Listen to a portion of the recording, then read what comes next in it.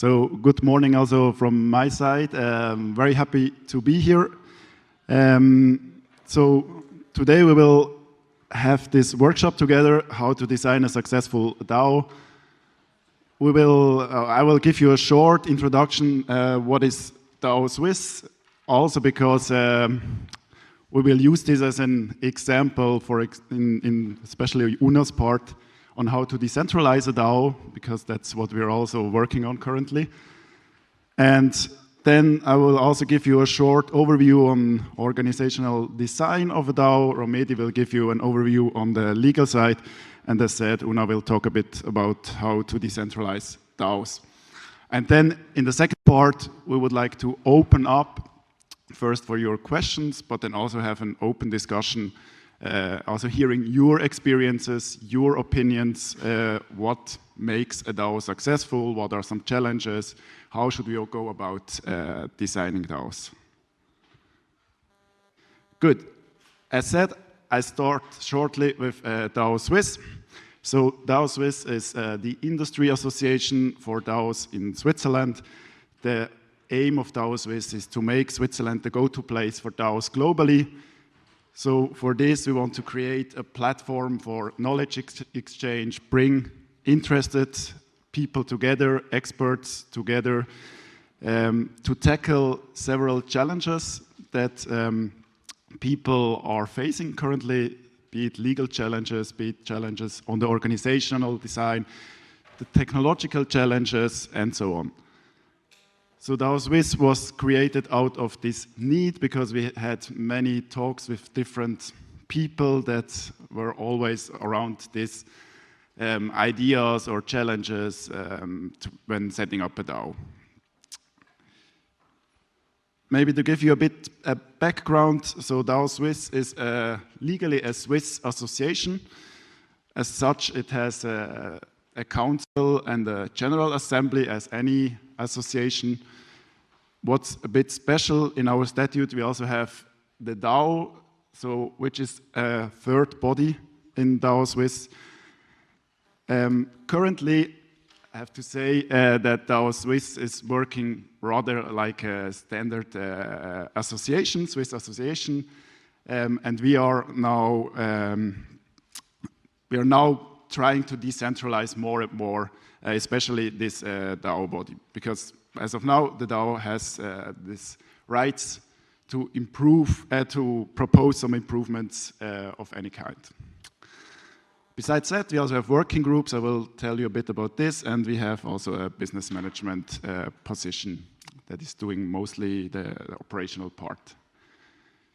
Just quickly, this is the council currently. 3 of them are here, so Romedi, Una, and me, but there is also Malik and Ayla, part of the council.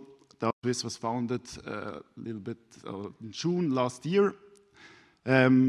Before this, we were discussing about almost 2 years how to set up DAO Suisse, which also shows that it can be quite a long process to design a DAO. As also mentioned before in the talk from Anthony at Aragon, who said setting up a large DAO, not that DAO Suisse is an extremely large DAO, but in general, setting up a DAO can take several years.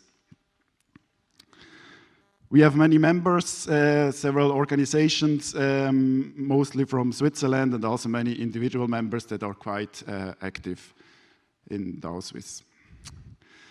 As I said, we have 4 working groups at the moment. So one group led by Romedi is mostly working on the legal and tax side. Then we have the organizational structures. We have the tech and tooling side. And we also have a DAO Launchpad. The first cohort was just finalized now, where we help young teams to set up DAOs and give them also an opportunity or prepare them for a pitch for funding. This is in collaboration with the InnoBooster, blockchain InnoBooster, founded by InnoSwiss. Then also just this was the first presentation this morning. There will be a DAO Raider ecosystem. You have seen a sneak peek this morning if you attended the presentation. This will come out in, I think, May or June, and you will have the full report on all the DAO activities in Switzerland. Good. This was just a short intro to give you some background on DAO Suisse. Now, for the workshop, I'm going to start to give you a short overview. It's an outcome of a research project that we did at the Zurich University of Applied Sciences, where we tried to come up with a design framework from an organizational perspective for DAOs. I will also have a talk tomorrow in the morning at 10. It's not the best slot, but still for the early birds. If you're interested to know more about this DAO framework, you can attend this lecture tomorrow, and there we will really deep dive into this framework. Good. So for DAOs, what we found, so in collaboration with many DAOists in Switzerland, but also legal experts, also organizational experts, we came up with 3 major constituent elements of DAOs that play an important role when you think about the organizational design or on how to design DAOs. The first that is often mentioned is the purpose of a DAO. So first you should think about what do you want to achieve with your DAO, because this is also an important thing to align then, for example, your community and all your contributors. What we also think is very important is the use case, the business case. So how do you make sure that your DAO is sustainably financed, for example, that you can reward contributors, that you have a business model that allows you to run your operations. And then there is also legislation.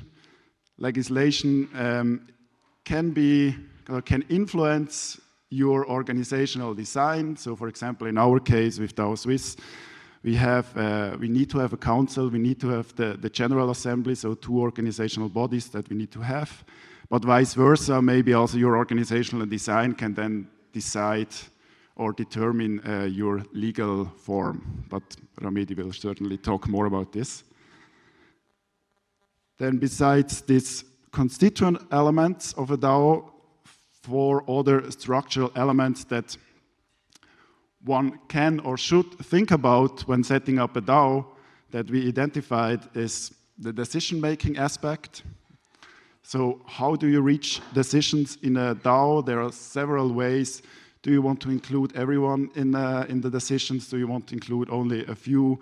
What kind of mechanisms you want to use? Token-based voting, some kind of more fancy voting mechanisms, quadratic voting, reputation-based voting. There are many possibilities. Then tokens.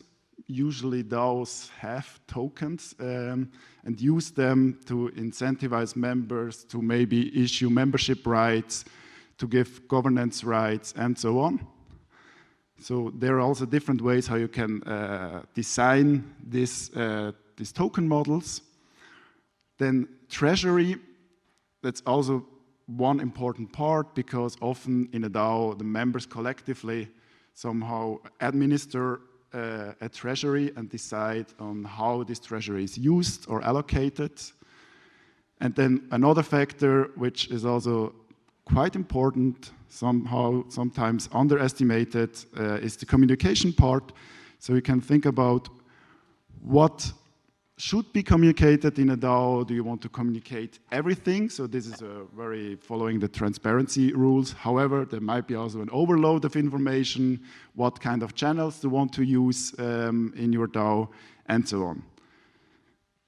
And then the last but very important element, I think it also fits nicely with what, again, Anthony introduced before with the modular Aragon governance framework, that you think about organizational bodies in the sense that not only you have the community, which is an organizational body, but there can also be other organizational bodies, such as guilds that you define. There might be a core team that has a special role. some project teams that are maybe temporary organizational bodies, and they are quite central because within these organizational bodies, you could have different decision-making mechanisms, different communication channels. They might have different ways on how to decide on part of the treasury. So this seems quite a central part, and it's there in many DAOs, even though sometimes it's not explicit.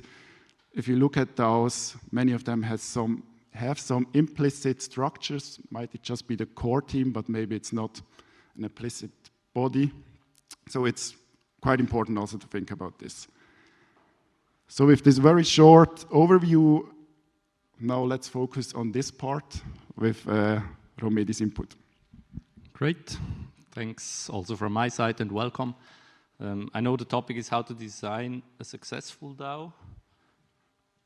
I'm the legal guy, so I cannot tell you how you design your successful DAO, but I can tell you how you should not design it, because then you will fail. And when it comes to DAOs, usually I have two topics that are the most crucial ones. The most crucial ones are the qualification of the token of the DAO, and the second one, the structure of your DAO. And when it comes to token qualifications, you see these circles. You have payment tokens, asset tokens, and utility tokens. So the payment tokens ones are the ones that are used to make payments, to buy stuff. So ETH, USDC, Bitcoin would be payment tokens. Then you have the asset tokens. They're the ones that give you a claim against someone. So be it membership, be it a share, be it revenue share of some protocol. They all most likely fall into the asset token category. And then you have the utility tokens. They're the ones that give you access to a application or a service on chain. And as you can see, these circles, they overlap, so tokens can be both. Best example is ETH. So ETH has been issued as a pure utility token. You can use ETH to use the Ethereum network. But over time, it developed also to a payment token, because you can use ETH to buy NFTs. And that's why you will be there somewhere in between, in the overlap of payment and utility token. And the same is true for utility and asset, payment and asset. So hybrid tokens are possible. And my question is, why do we even make these categories? Does any of you have an idea? Legal reasons, exactly. So you see the same again, payment token, asset token, utility token with description. And typical regulations, that's the important one on this slide. So you have, with payment tokens, usually AML, so anti-money laundering laws are applicable. That's important for you. If you issue a token for your DAO, and that token can also be used to buy stuff, then you have to comply with AML. So you have to KYC the contributors. You have to KYC people that you give an airdrop. Can be quite complex. Asset token, you heard securities regulations probably all over the place. So asset tokens, usually security regulations apply. Means if you issue a token, your DAO token, that is also considered a security, then you have to comply with these laws. You have to potentially issue a prospectus, key information document. Secondary market is highly regulated, so they shouldn't even be on DEXs, but usually they are. And then utility token, that's the sweet spot. That's where you want to go. So utility tokens are not regulated. That's why you should try to remain in that realm. Then the legal structures of DAOs. Here we have to make the first distinction. The most important one is actually, is it an unwrapped DAO or a wrapped DAO? And a wrapped DAO would be a DAO that is part of an entity, of a legal entity. And an unwrapped DAO is simply, you distribute tokens, but you don't have a legal entity around that DAO. And we will see that the unwrapped DAOs, they have this problem that sometimes they qualify as simple partnerships, and we'll look at what that means for you as an issuer, but also if you hold one of these tokens. And the last one, yeah, we'll look at two different unwrapped DAO structures. So I took, these are, I mean, you can make really, you can play around with it, you can make so many different structures. Mostly it comes down to these three structures that we have. So the first one is a principal agent DAO. On the left side, that circle, that's the DAO with the different people that hold the DAO tokens.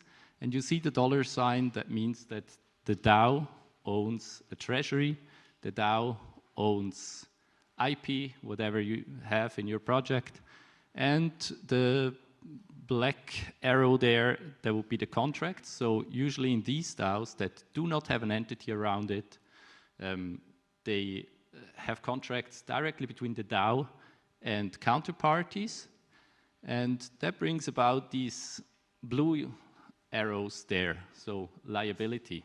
And that can be a big issue. As you see, third parties or the members of the DAO may become liable towards third parties. Now in the second one, we have the social signaling DAO. It's also unwrapped. You see it, the DAO is again on the left side. As opposed to the first option, we see that the arrows are a bit different, so, and the treasury. So you see the project entity in the middle has the treasury, so the project entity owns the treasury, the project entity owns the IP, project entity enters into contracts with third parties, and the DAO actually only has an advisory role. That's why we call it social signaling. So if the project entity wants to do something or implement a new feature, it can ask the DAO, do you want us to give a grant to developer XYZ to develop this new feature? And the DAO can then also vote on it. And but the difference is that the project entity can still decide, no, we're not going to do what the DAO said. So that's one of the critics of this structure. And the last one, the wrap DAO, you see we don't have a DAO on the left side, but the DAO is really wrapped into a legal entity. That's usually foundation or association in Switzerland, depends a bit on your needs. And the project entity enters into the contracts, the project entity is liable towards third parties, and the DAO is simply an organ of that entity. And that's actually how we set up DAO Suisse. In DAO Suisse, as Florian mentioned before, we have the council, we have the general assembly, and we have the DAO as an organ of our association. And now for you, maybe important, because there isn't one perfect form for every DAO. It always depends where, if you have risk, if there are risks involved, what exactly you want to do with your DAO. Based on that, you have to choose the structure. And this here should give you a brief overview of the differences between, especially the principal agent. So that first one, where the DAO is really up on the left, and the other twos. And as I said, the liability risk, we see it already here. If the DAO on the left side qualifies as a simple partnership, single members holding tokens could become liable for whatever happens in the DAO. That's not really an issue for you and me, I assume for you also not. But for big VCs, for example, they don't want to be in a DAO where they have this liability risk. Applicable laws and regulations, also here, because if you have an unwrapped DAO, people are scattered all around the world. You don't really know which law is applicable, which regulations. And if you have a project entity that actually runs the whole project, like in the social signaling DAO and the rep DAO, then usually it's the jurisdiction of that project entity and the laws of where that project entity has its registered seat that apply. And that can be an advantage because you have clarity. Sometimes, especially in the old days, projects outsourced critical regulated parts of their project to a DAO so that the regulator couldn't catch them. Acquisition, assertion, enforcement of rights, that means if you want to raise a claim in front of the court, also there, if you have an unwrapped DAO, it's very hard because who will go to court? Who is the plaintiff? And that's different if you have the project entity that enters into all the contracts, then it's clear who will file any claims. The opening of fiat accounts, I don't know if you have experience with that. Most crypto projects at some point, they need a fiat account. Also that, I have never seen an open fiat account with a Swiss bank for a DAO, pure DAO. With the others, when you have an entity that runs a project, it's possible. We were actually always able to help our clients to open a bank account, but it's always a bit trickier than it's trickier to open a bank account for a crypto project than for a normal or a Web2 company. Risk of unfriendly takeovers. Also here, if you have the principal agent DAO, the one that has the treasury with itself, they make decisions on how to use the treasury. Then depending a bit on the quora, if you have a majority quora that's required, if somebody has the majority of the tokens, he could actually decide, ooh, let's transfer the treasury to my wallet. And that is something that cannot happen in the other two setups. Taxation with the principal agent DAO, also here again, they're scattered all around the world. You don't even know which tax laws that are applicable. So taxation is not so likely that you get taxed if you're in an unwrapped DAO, this principal agent DAO. But if tax authorities think that you are liable for these taxes, then the potential tax that you have to pay is much higher, because you're liable, again, for the taxes of the whole DAO, may be liable, and not only for your taxes. And that's definitely an advantage of the other two structures. And the level of decentralization. In the first one, the decentralization is really high, because the DAO has its treasury under its control, can decide whatever he wants to do, can distribute treasury. And in the other two, it's less decentralized. And I've seen many projects at the beginning, they come and say, hey, we want to be as decentralized as possible. And over time, they simply realize, okay, it's going to be such a pain, let's be a bit more centralized. And usually it also depends how you live it. I mean, if you, every time when a DAO makes a decision, you overrule it, then probably after a while your DAO token holders will not be happy. But if if you usually follow the advice of the DAO, then it shouldn't be an issue to be a bit more centralized. Yes, please. Why is it not possible to have the treasury controlled by the DAO in the number 3 scenario? Like, why couldn't you have a legal entity that runs the DAO and still the treasury is controlled by the token holders? You mean the wrap DAO at the bottom? Yes. Yeah, I mean, because in there the DAO is only an organ of that entity, so it will always be the entity that is the owner, the legal owner of the treasury. However, what you maybe mean is that the DAO can decide how to use it, and that you can actually choose in the articles of association or. Okay, maybe on the paper, like maybe on the paper of the legal body of the DAO, it's like controlling the treasury, but in reality, if you have like something that is on chain and only the token holders can basically vote. Exactly. Yeah, you can do it. Yeah, that's possible, but it will still be owned by the legal entity. Yeah, but in reality, it's like really controlled by the DAO. Yeah, but control and ownership is two things. But thanks. Yeah. Are you assuming that when you say entity, it's a registered legal entity? Yeah. I mean, registered, you can register, but you don't have to if you're, for example, an association. Like, for example, in Switzerland, it could be an association or a limited company. Yeah, I mean, usually we see association or foundation. And it depends a bit. If you have a foundation, you take it if you, for example, are a base layer, people that build applications on your base layer, they need to have trust that the funds that are in your entity are also used for that base layer, and that your base layer will be there in 5 years' time.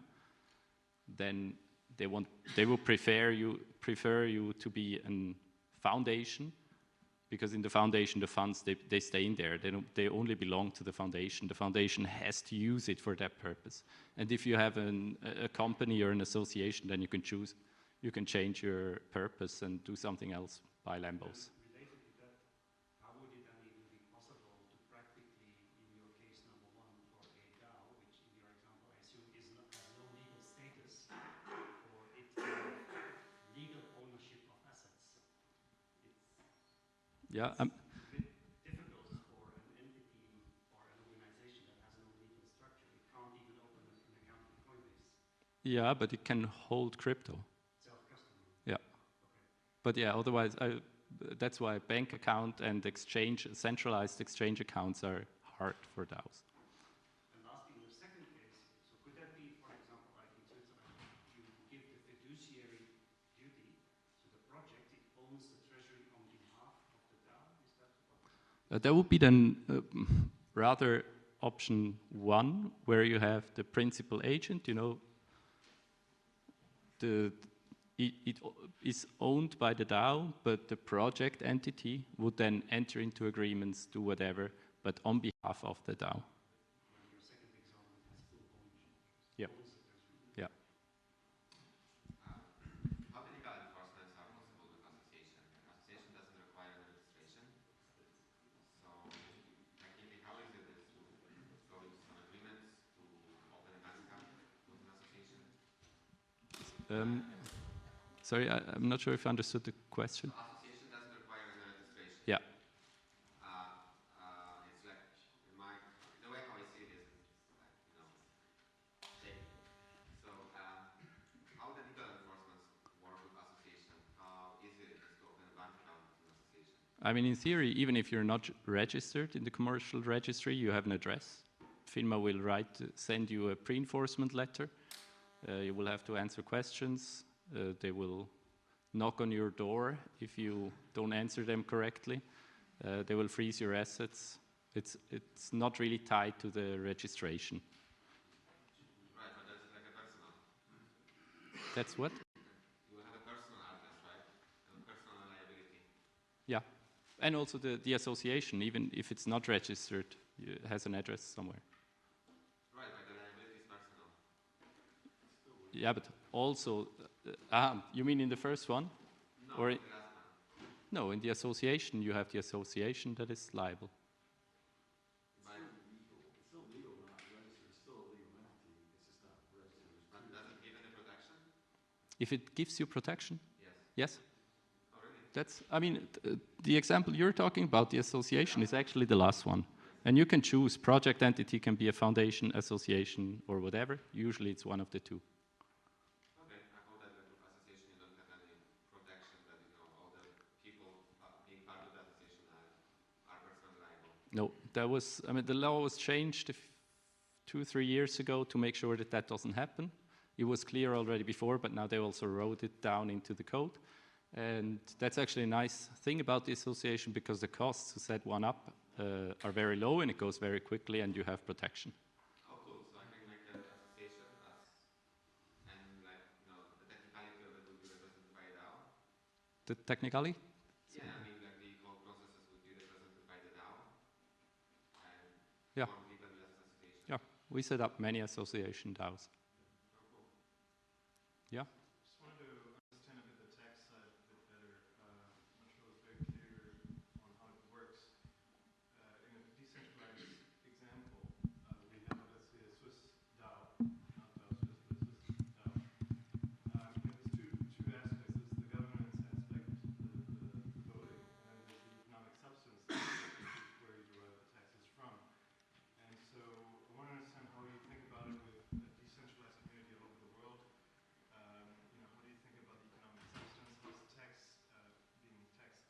And also, if it is taxed in a certain country, like Switzerland has a withholding tax on dividends, right? Are you liable to that kind of withholding tax? How is that treated? Yeah. I will not be able to answer you the question. Nobody will. I can only tell you that the Swiss tax authorities, they are of the opinion that there is no property on-chain that is not owned by anyone, unless it's lost. But they take a bit the position that they say, okay, but if it's owned by a DAO and you are token holder, then a part of it should be reflected in your tax returns. But I'm not a tax lawyer, just.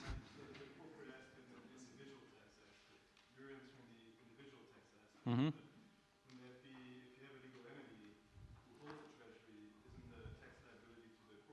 Yeah, sure. Exactly. So in the association and the DAO that is inside the association, is it just something that you call DAO that is organized as a DAO, or is it a legal entity within the association? No, it's an organ in the legal entity, so it's not a separate legal entity. It's not, okay, it's not separate? No, no. Okay, just the design of the association in the statutes that you have? Yeah. Okay. Like the General Assembly is also not a separate legal entity, and DAO wouldn't be either. Okay, and so it means that you can design it pretty much however you want, because it's just the statute that you decide. Yeah, you're very flexible. If you have a foundation and want to have a DAO organ in there, then you're a bit more limited, because in the foundation you have to make sure that the funds are used according to the purpose of the foundation. So you would not be allowed to simply put all the funds into the DAO and they decide then to do something else with the money than spending it on the purpose of the foundation. Okay, and so why an association and not a legal, normal corporation that you have a DAO within? You mean like an AG or so? Yes. Association is just the easier thing to set up. Yes. And yeah, we looked at it, we never took it. You also have the minimum capital, you have more requirements from the law that you have to adhere to. Either you go with the foundation or the association. We have also set up once a cooperative, but the thing is a bit, usually if you have a company limited by shares, a cooperative with dividend rights, then usually you fall into the category of asset token. And most projects, they really want to avoid that, because otherwise your token will not be tradable. Yeah, maybe we should go to the next part, and I will be here afterwards. Thank you, Romedi. So legal advice later. But I think we open up for a really good now questions, and a lot of people are asking, like, what about technical enforcement and legal enforcement? What are the differences? And why are we choosing, for example, this wrapper? And more importantly, I think after 1 year of running our DAO Suisse, and we also figured people have different opinion about what is decentralization and how it is actually measured. And we found out there's not really a good answer to what is actually the matrix of decentralization. So that's what we're working on at the moment in DAO Suisse, and trying to form a matrix of decentralization to evaluate actually what the stage of decentralization we are, and also where we want to be in the future. Because, for example, in our Statuten, we wrote how we want to be more decentralized as an association, and we want to show our members clearly where we want to go next. First, I throw this question also back to you. Please take out your phone, not swipe, but participate in my questionnaire.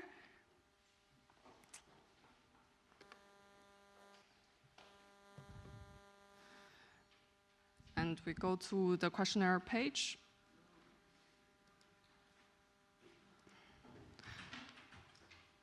First question is that... Huh?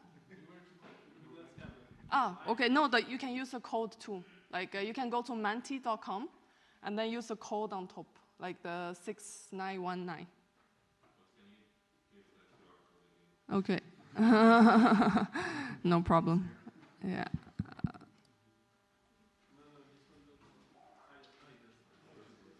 Does it work? Are you done? Okay. Cool.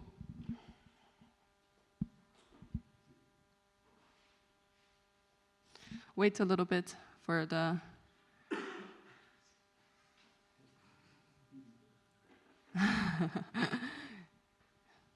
It is like the normal demography, right? Like at the two ends, always the least. All right. I guess the answer more or less settled in. If you have 1 or 2 more votes, I think it wouldn't change really our result, how it more looks. So one of the questions we figured that actually people don't agree on is, are DAO actually decentralized?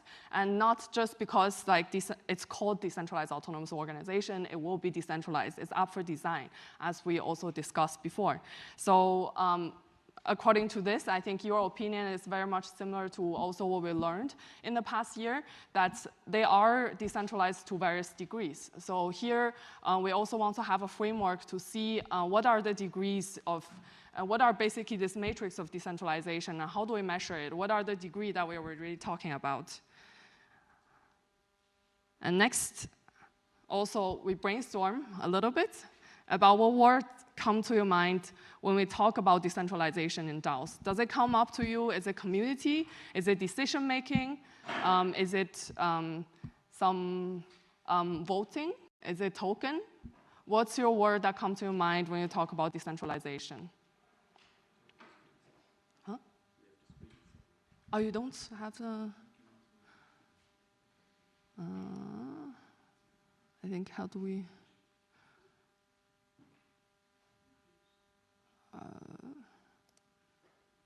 does it go to the, I think it should automatically go to the next one. Yeah, okay, perfect. You're not answering my question. I have to answer here? Yeah.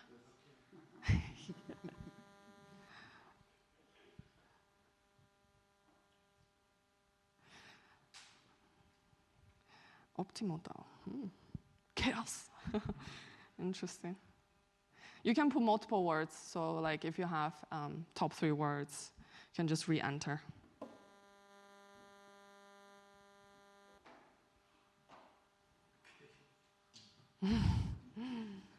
In name only, wow.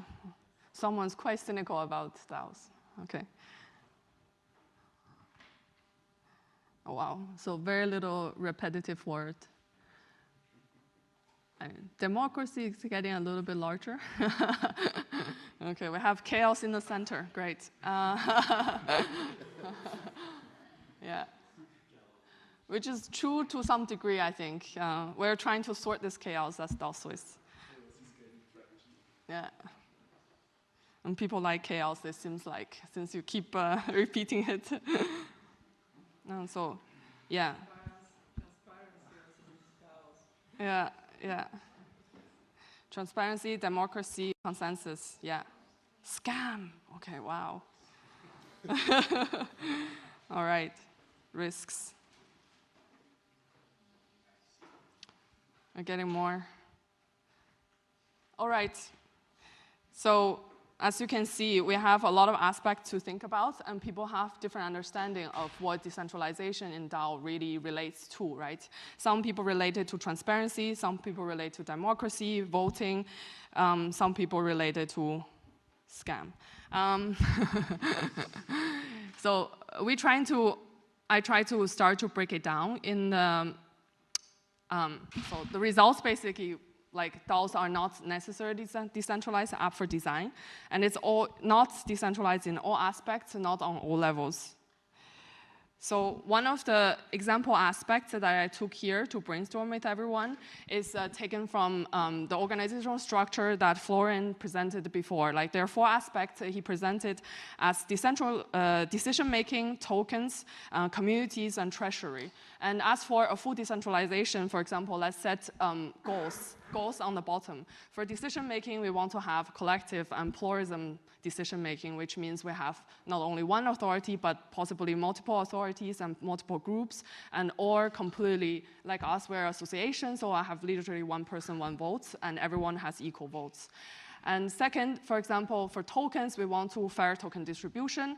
For communications, we want transparency, censorship resistance. I think privacy has always been one of the major drive for Web3 communities. And for treasury, for example, we want complete transparency on how the treasury is spent, and even possibly more rights on how to decide it. And In the middle are perhaps certain mechanisms or tools you can use to facilitate this decentralization, which are voting and design of a tokenomics, pseudonymity, and possibly of report. And so besides these 4 aspects that we want to decentralize, there's also degrees into a different decentralization aspects. So here I put in, for example, for decision-making, there are operational decision-making, which are day-to-day business, and you probably have the ability to propose, for example, what we want to do next as an organization. But then the next level will be more managerial, then probably relate to treasury. And lastly is more strategy, like the vision of the organization and really the highest level of decision. And this normally are, the deeper you go, the more centralized they are in a normal organization. And for example, for tokens, we have also a different spectrum from private sale to completely equal opportunity, a fair launch of token. And for communications, obviously there are 2 different aspects, because one, you can go for privacy, one, you can go for like complete transparency for communications. For transparency for communication, that means all your communication are public, and you are public to all your members. That's the highest degree, but obviously that's up for debate, and I will come up with some risk of that in the next page too. For like obviously for privacy, then there's, for example, ZK-proofed privacy anonymity channels you can set up, and also anonymous forms, tables that you give out to your members that they can make their decisions more anonymous and not linkable. I mean, having an address doesn't mean you're not linkable, right? So this is we're talking about really measures that to protect our members' opinion and be safe to speak about their opinion. And lastly is the organization level of transparency or private. That means you all work in stealth, like everyone probably don't reveal their identity. And then for treasury, there's also different levels that the members can influence, from proposal to a complete open treasury that's, for example, only on certain mechanism and automatically execution. This can be also possible. And when we talk about this ideology that obviously we want to be fully decentralized, or maybe that's our goal, but there are obviously some risk to consider it. Because when we, for example, when we're saying maybe we want our communication to be completely public, but when the communication are completely public, then members are probably exposed to information overload, and then there's reputation complications on a lot of debate, and that can also lead to policy hurdles, and that can lead to, for example, also, if you transparently open everything, it could also make you competitive disadvantage against other organizations. And also, people, the sentiment, sensitive sentiment means that, I don't know whoever built a DAO here before, but for example, in the DAOs, because member is at the center of DAOs, so its community sentiments are quite important. And this can be very sensitive. And if you have all the information transparent, it also could be that then the community sentiment become very sensitive and shifting all the time. And it will become harder to make decisions. And obviously for the others, I think people probably more known the risk to, for example, tokens. There's market manipulation. Also, when you have a completely fair launch, you also have to consider how do you reward the existing contributors. For example, for us, we have people that contributed on different levels. I think it's also only fair to reward it in different tiers. Also, for decision-making, also, like, I mean, this is a known, I guess, risk to any low hierarchy and massive participatory governance. That is policy paralysis, which means that you can lead to a slow and long process of deciding. And this could make every decision a bit longer and make it hard to move forward as an organization. And then talk about the tools and the enforcement of decentralization, like how, besides this risk that we have to consider for decentralization, what are the really means that we can help, or what do we do to make your organization more decentralized? So I see legal as an enforcement, since I'm from the tech and tooling group, so I actually also agree. I do think in DAO, one of the, well, probably you've heard already the code is law phrases, where in DAO a lot of people also believe that in DAOs we have technical enforceabilities, that things can automatically happen when you have a treasury that is self-custodied, and you basically vote into split the treasury and that's done.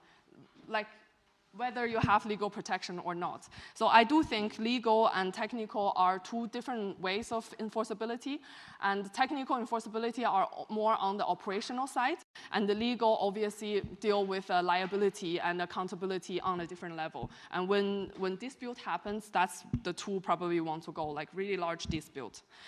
So, I mean, I don't want to actually go through all of it. It's quite a lot. But basically, these are the legal and technical toolings you can do for each enforceability of decentralization for different aspects. And then lastly, I want to share with everyone like where we are as DAO Suisse as an example, using this framework, for example, and then like where we want to be. So the dark solid one is where we are now, and the empty ones are where we want to be in the future. And you can see that next to each aspect and in different degrees, we put where we are at the moment. And as you know, we actually spent 1.5 years largely was preparing for the legal documents for setting up our association. So we have previously already a lot of legal effort into, which is actually different from a lot of DAOs. I don't know if any of you are a DAO founder. A lot of DAOs actually start as just an online group, and they don't seek legal entities until they figure that they probably need some protections, and it's getting more serious. But we actually started. We were very serious in the beginning. And then so we started with the legal entity. So we have already our legal set up that our decision making, because as association you have one person, one vote. So and in our statuten at the moment we have all the we give DAOs the proposal rights, but probably not the decision right at the moment. But in the end, our member could come at the end to our gathering and still vote on all the major issues that's happening. But that's through kind of a formalized feline gathering. And on-chain voting at the moment doesn't count that much yet. And then we have, for example, token. That's where we want to be. We're still in the process of getting consensus from our community. For communication, we have a lot of anonymous voting and form set up. But we don't have at the moment, for example, more channel and more consideration on how to protect people's opinion, because we set up as a feline, and a lot of people, we know each other in person. This is also a difference when you are only a purely online community and a physical community. And lastly, so for treasury, at the moment we have proposal right for our DAOs, DAO members, but in the future, also we write in statuten, we want to be completely decentralized. So that's where we want to be in the future. And hopefully this gives you a lot of thinkings and give you a framework to think about decentralization in DAOs, and we can open up for questions. Yeah, and that's our...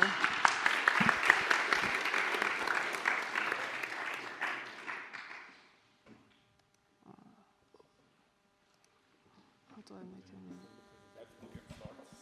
it? I want to maximize it. I'm actually working with Michael Kuhn right now, starting an association. What, maybe I can give you the microphone. Everyone can hear you. Everybody, really, in a way. Thanks, guys. I'm actually creating an association right now with Michael Kuhn from your law firm, and he talked me out of doing a DAO because of the difficulty. And we're going to start using Snapshot to administer the votes for the association. I was just wondering what you guys are doing right now, if it's just amongst yourselves voting in the association, or if you actually set up Snapshot or do anything like that. And wanted to know, well, you kind of explained the difficulties, and I've been, my other question is, when you started the association, did you write into everything that you could do a DAO later, or that you were going to do a DAO, or can you start the association and later just incorporate that? Things that I'm working on right now. Thanks. Yeah, I'll leave the technical part to you. But regarding the decentralization, yeah, we are very centralized at the moment. In the Articles of Association, you write down which body has which competencies, and we already took in that we want to decentralize over time those aspects that make sense to have decentralized. But still, I mean, we could decide not to do it, and the DAO would not have a right to appeal. What's the question, actually? But you had another question about the snapshot voting. Yeah. Sorry. Yeah. We actually have a snapshot, but obviously there's split opinion on like on-chain and off-chain voting. I really like snapshot. We have a snapshot account, and that's super easy to set up, but it's off-chain, and also actually our organization is also set into multidisciplinary. As you can see, we have different aspects we want to consider, and we have a lot of people that's actually not really on-chain. So even for communication channel I was talking about, like a lot of people are in Slack and, you know, like are more official, are not really in Telegram or Discord. So because of this, like we're always a little bit hesitate on like, are people like able to, like there are people with no wallet in our association. So yeah, like from my perspective, I think we totally should go for it. And more, maybe even beyond, like do on-chain voting. And we're also trying to set up the token. So with the token, everything will be, the governance part will come in more serious, yeah. Yeah, so if you set up a token, on one slide, it was the utility versus an asset token. If it's a membership rights, is that the same as the association rights? If you tie an NFT, say, to somebody that comes in and says, I want to be a member, and they purchase an NFT that acts as on my platform, I'm creating an e-commerce platform, so they'll get an NFT that says, yes, they're part of it, and then the platform will talk to that NFT to make sure that they're a piece of the association. I don't know if that is considered a membership right.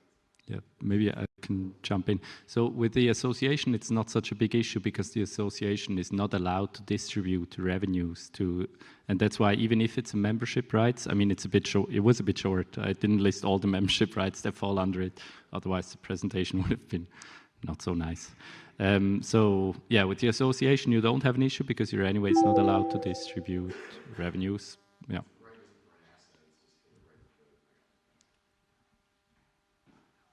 Is there a good example of a DAO launching a token that yields revenues? Yeah. Like what one? For example, Friends with Benefit, they're one of the most successful, you know. Which one? I don't know if I can say that out loud, but yeah. Yeah, FWB. No, not really. I don't know where they're registered. They're more in the US operating, but they started also more in the US, but they started online. They didn't run into any legal issues yet? They didn't run any legal issues yet? I think they're quite okay. They're more like a party, you know, artist community, and then they have a lot of offline events. That's also why the revenue stream is working quite well for them, because they have token-gated tickets for a lot of their events. Yeah, and I mean, legal issues, I often have it that clients come to me, they want to do something, I tell them, then you're regulated. They tell me, yeah, but other projects are also doing it. My answer is always, look, if you want to be successful, and if you plan to be successful, then at some point you will be on the radar of the regulator. If you're not successful, the regulator will not care.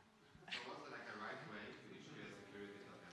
You would need to like set up the whole license. It's not going to work until the time the money.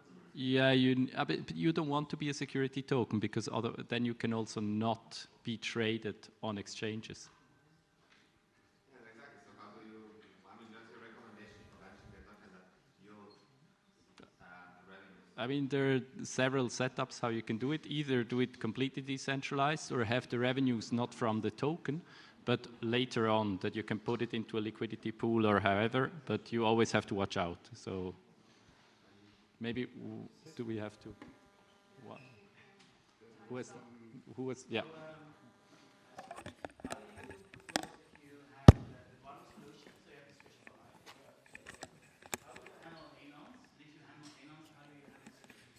Sorry, I didn't understand. How do you?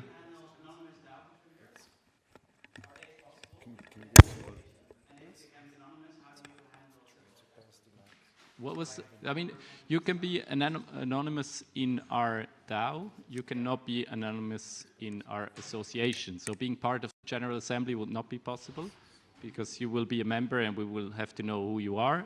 The hold DAO token you can always do. And the second part was? If you can be anonymous, how do you handle disables? How do you handle one person operating multiple accounts? We don't. It's more that if you cannot record the General Assembly, but the DAO can publish a treasury, that means the ANONs have influence over the treasury. Yeah, but How do you manage that? in the DAO you would not have one person, one vote. Then, yeah. Ah. One or two more questions. Yeah, middle.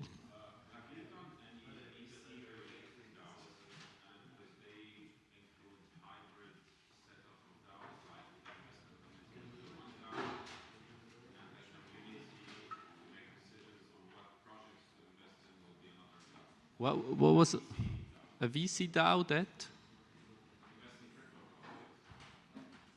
Have you set up a VC that is a DAO? Where?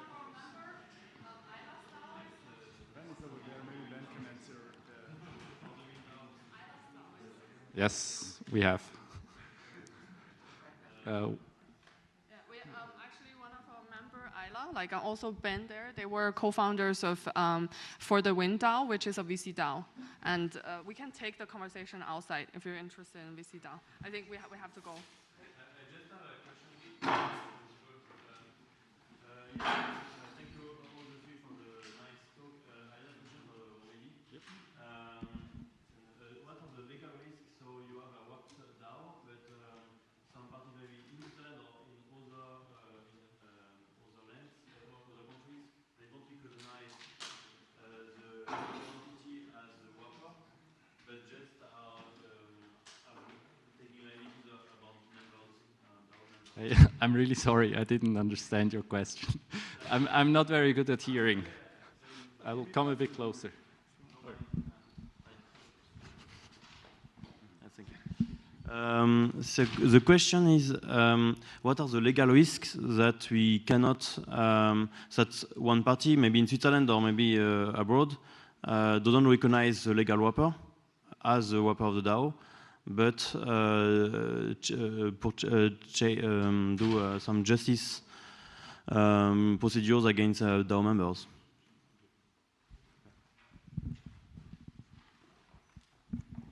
So you mean if you have a DAO wrapped into a legal entity, then I don't see the risk.